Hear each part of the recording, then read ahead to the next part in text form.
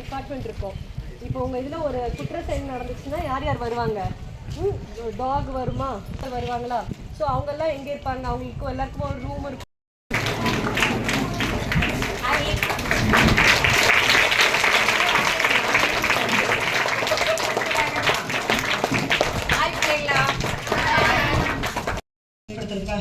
இதுக்காக எவ்வளவு நாள் எவ்வளவு பிளானிங் பண்ணியிருப்பாங்க. அனுபவமா இருந்துச்சு. எங்களையும் மூலமா நம்ம எந்த ஒரு பயமும் இல்லாம, ஏன்னா நம்மளை பத்தி எதுவும் தெரிய போறது இல்லைன்னு சொல்லிட்டு இன்னைக்கு நான் அதை புதுசா தெரிஞ்சுக்கிட்டேன். ரொம்ப நன்றி. எல்லாம் வாங்கி நகையெல்லாம் அடமானம் வச்சு அப்படிதான் வந்து என்னை படிக்க வச்சு வளர்த்தாங்க. ஸோ அதனால எங்கள் அம்மாவை நான் வந்து ஹாப்பியாக வச்சுக்கணும் அப்படிங்கிறது தான் எனக்கு ஒரு எய்ம். ஸோ அம்மா வந்து வேலைக்கு போயிட்டு இருந்தாங்க. ஸோ அம்மா மாதிரி வேலைக்கு போகணும், அந்த அம்மா வந்து ஹாப்பியாக ஆகிற மாதிரி வேலைக்கு போகணும், அம்மா பெருமைப்படணும். எனக்கு சின்ன வயசுலேருந்தே நான் இதுவாகணும் அதுவாகணும் அப்படிங்கிறதெல்லாம் பெரிய எய்மெல்லாம் இல்லை. எங்கள் அம்மா சந்தோஷப்படணும், எங்கள் அம்மா பெருமையாக வந்து ஃபீல் பண்ணணும்.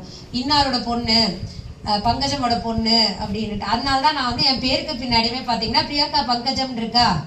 ஸோ அந்த பங்கஜம் வந்து எங்கள் அம்மா. ஸோ எனக்கு பிரியங்கா ஐஏஎஸ்ன்னு எழுதுறதை விட பிரியங்கா பங்கஜம், அதுக்கு பின்னாடி ஐஏஎஸ் போடும்போது அதுதான் நான் எங்கள் அம்மாவுக்கு வந்து திருப்பி செய்யறது. எங்கள் அம்மா எனக்கு செஞ்சதை என்னால் திருப்பி செய்யாது. என்னோட சின்ன form of gratitude for my mother.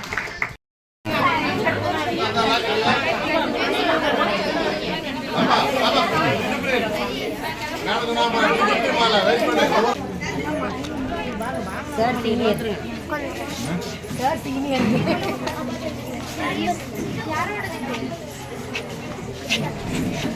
நான் திவ்யாவை விடலை.